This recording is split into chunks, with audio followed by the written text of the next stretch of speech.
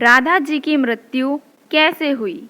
वैसे राधा जी की मृत्यु कैसे हुई, इसकी जानकारी हमें किसी भी पुराण के द्वारा नहीं मिलती है। दोस्तों, यह जानकारी हमें केवल लोक कथाओं के माध्यम से ही मिलती है। दोस्तों, जब भी प्रेम की बात होती है तो राधा कृष्ण के प्रेम की मिसाल सबसे पहले आती है। राधा कृष्ण के प्रेम को जीवात्मा और परमात्मा का मिलन कहा जाता है।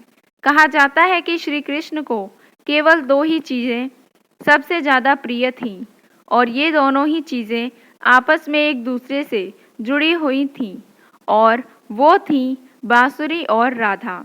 कृष्ण के जन्म, राधा के जन्म तथा उनकी दोस्ती की कहानी तो बहुत प्रचलित है, लेकिन क्या आप जानते हैं कि राधा जी की मृत्यु कैसे हुई? आखिर क्या कहानियाँ प्रचलित हैं उनकी मृत्यु को लेकर? आइए हम भी जानते हैं। दोस्तों, राधा कृष्ण के जीवन का सबसे सुंदर पहलू बरसाने की जान और श्री कृष्ण की शान थी। कहा जाता है कि लोक कथाओं के अनुसार राधा जी ने अपने जीवन के अंतिम दिनों में अपना घर छोड़ दिया था और श्री कृष्ण से मिलने द्वारका चली गई थीं।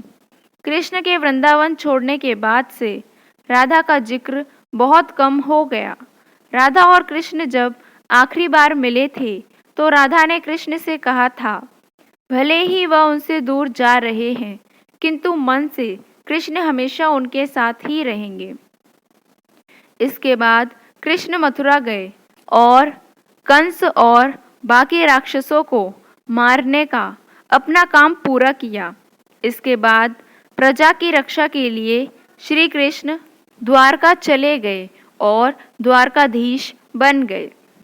जब कृष्ण वृंदावन से निकल गए तब राधा की जिंदगी ने अलग ही मोड़ ले लिया था। राधा की शादी अयान से हो गई।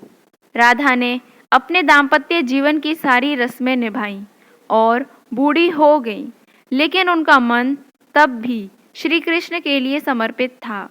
राधा ने पत्नी के तौर पर अपने सारे कर्तव्य पूरे किए और दूसरी तरफ श्री कृष्ण ने अपने देवीय कर्तव्य निभाए। सारे कर्तव्यों से मुक्त होने के बाद राधा आखिरी बार अपने प्रियतम श्री कृष्ण से मिलने गईं। जब राधा द्वारका पहुंची तो उन्होंने कृष्ण के रुक्मिणी और सत्यभामा से विवाह के बारे में सुना और बहुत दुखी हो गईं। जब कृष्ण ने राधा को देखा तो बहुत प्रसन्न हुए। दोनों संकेतों की भाषा में काफ़ी देर तक बातें करते रहे। राधा जी को कृष्ण जी की द्वारका में कोई नहीं जानता था। राधा के अनुरोध पर श्री कृष्ण ने राधा को महल में एक देविका के रूप में नियुक्त किया। राधा दिन भर महल में रहती थी और महल से जुड़े कार्य देखती थी। मौका मिलते ही वह कृष्ण के दर्शन कर लेती थी, लेकिन महल में राधा श्री कृष्ण के साथ पहले की तरह आध्यात्मिक जुड़ाव महसूस नहीं कर पा रही थी। इसीलिए राधा ने महल से दूर जाने का निर्णय लिया और सोचा कि दूर जाकर वह श्री कृष्ण से दोबारा गहरा आत्मिक संबंध स्थापित कर पाएंगी।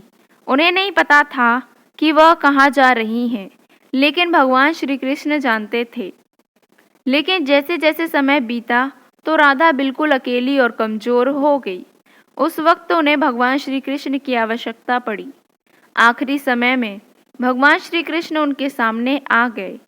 कृष्ण ने राधा से कहा कि वह उनसे कुछ मांगे, लेकिन राधा ने मना कर दिया। कृष्ण के दोबारा अनुरोध करने पर राधा ने कहा कि वह उन्हें आखिरी बार बांसुरी बजाते देखना चाहती हैं। श्री कृष्ण ने बांसुरी ली और अपनी जिंदगी की सबसे सुरीली बांसुरी उन्होंने उस दिन बजाई थी। श्री कृष्ण ने दिन रात बांसुरी बजाई, जब तक कि राधा आध्यात्मिक रूप से श्री कृष्ण में विलीन नहीं हो गई। बांसुरी की धुन सुनते सुनते राधा ने अपने शरीर का त्याग कर दिया। हालांकि श्री कृष्ण जानते थे कि उनका प्रेम अमर है, पर बावजूद इसके वह राधा की मृत्यु को बर्दाश्त नहीं कर सके। कृष्ण ने प्रेम के प्रति कामनाकांत के रूप में बांसुरी तोड़ के झाड़ियों में फेंक दी। इसके बाद श्री कृष्ण ने जीवन में कभी बांसुरी या अन्य कोई वादक यंत्र नहीं बजाया। कहा जाता है जब द्वापर युग में नारायण ने श्री कृष्ण का जन्म लिया था, तब माँ लक्ष्मी ने राधा रानी का रूप लिया था ताकि मृत्यु लोक में भी वह प्रभु के साथ ही रहें।